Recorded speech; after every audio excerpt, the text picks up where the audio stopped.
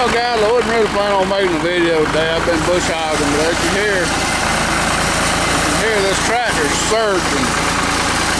And what that tells me is either one, I'm out of fuel, or getting out of fuel, or number two, I've got a dirty fuel filter. I'm betting you it's a fuel filter because it's full of fuel. But that's what happened. I think it'll all down, then it'll all look. I'll get right there. So what we're going to do is change this fuel filter out, and I'll show you how to change these fuel filters. Alright, this is just a typical cartridge type fuel filter. You got a base and a top, and you got a bolt that goes all the way through it. I hope y'all can see that. My screen's so dirty I can't tell. Alright, you want to find your shut-off valve. Over here on this tractor, it's right here. So you want to shut the fuel off. It's usually clockwise, shuts it off.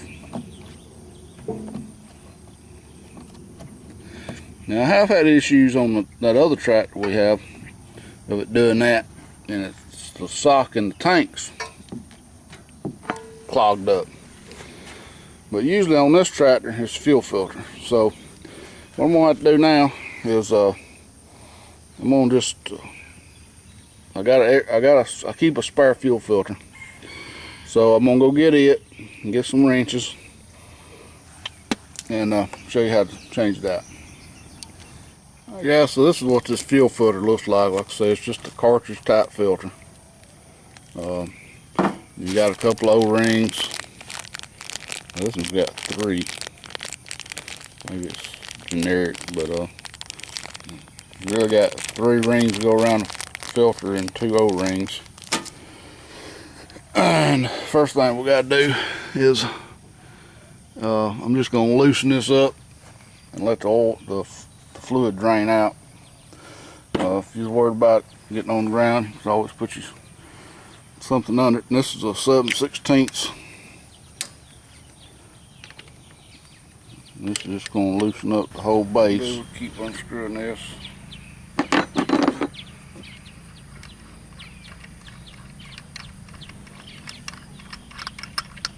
And we're just going to pull down.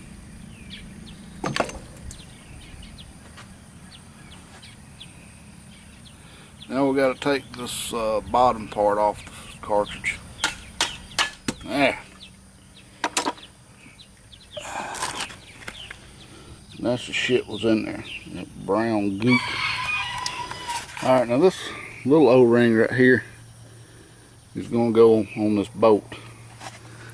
Look up there. Actually, that's where the other one goes too. So we got to pull this off. Let's set y'all back up.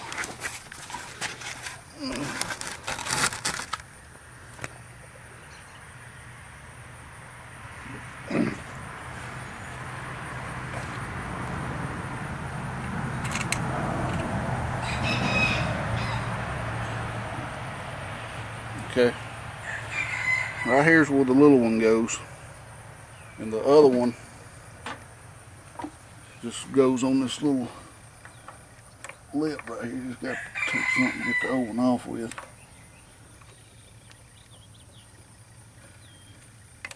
We thought I had it.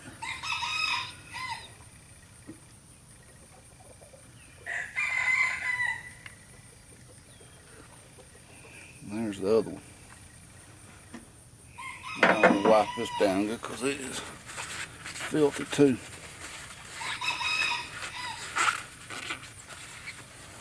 You want to reach up in here and make sure that top ring come off.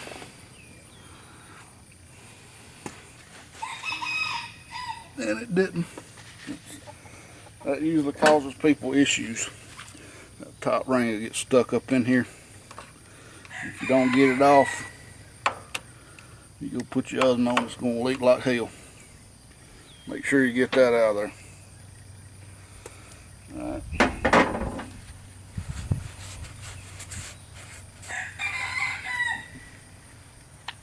So going back with it, go ahead and change this little O-ring on the bolt, or forget it.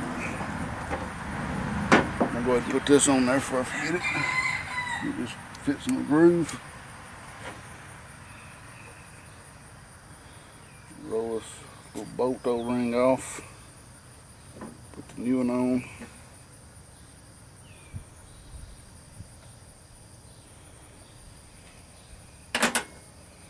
And then we gotta get our gasket, new gasket put up in there. You want to make sure you don't twist it.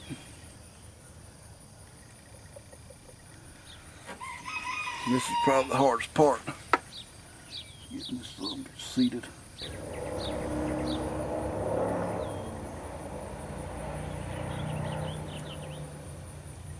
Okay. Now, whoop, put the bottom O-ring in. I'm just gonna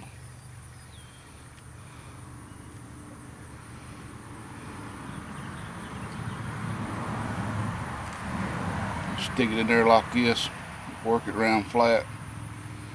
You just want to make sure it's going to stay in place. Alright, this thing will tell you this side's up. I'm going to stick this in. Grab our bolt. Dirt off of it.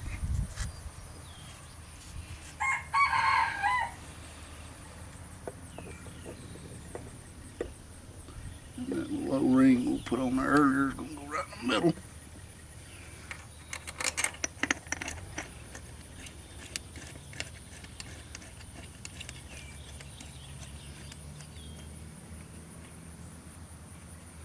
And then we'll tighten her up.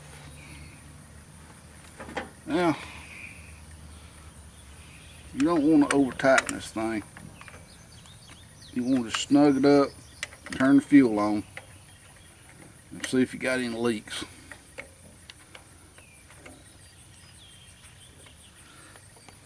Alright, so I'm going to turn the fuel on. And it does help to have a good tank, a full tank of fuel, because this is gravity fed. You want the fuel to be at least above your filter line here. Now, I didn't change this out, and that may be what that extra O-ring's for, is to change this, clean this out, change this base. But this is just a pre-cleaner, and it don't really do a whole lot. Alright, so now we want to open up this bleed valve right here.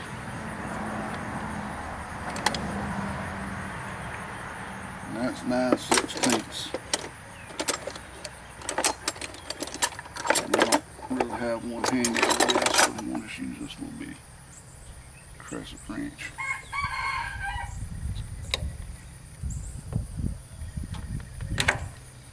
We'll open up this bleed valve until we get fuel coming out of it.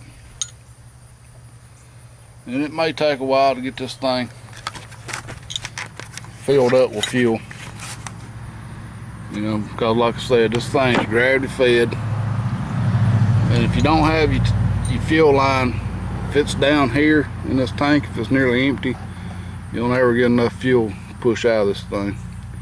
So this tank is showing full, and I'm hoping that's what it is. So, but we got to make sure this thing is primed up good, because if we was to go crank it now, we'd get a bunch of air in the injector pump, and then we'd have a bunch of issues. We'd have to prime the engine, the injector pump, and all back up. So that ain't what we want.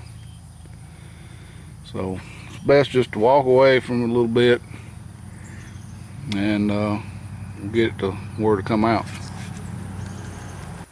Alright, I kind of walked away too long, but this is what we got. We got fuel pouring out everywhere, so now we just need to close this bleeder valve down. Tighten it back up.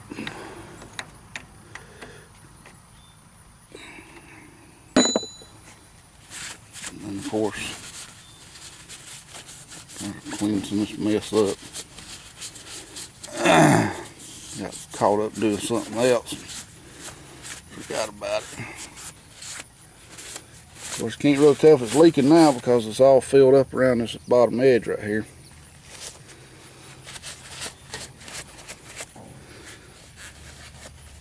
Got a little bit of a mess, but anyway. Alright, we'll put our tools up and crank her up and see what she does. Alright guys, I'm gonna crank her up.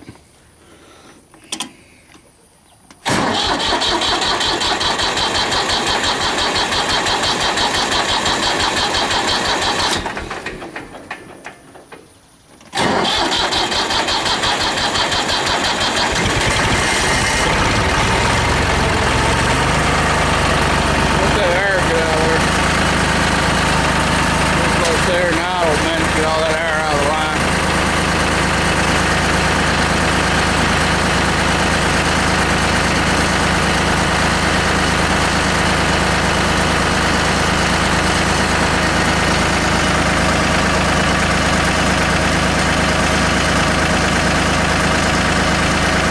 Well, that fixed our surging issue. So, hope this helps.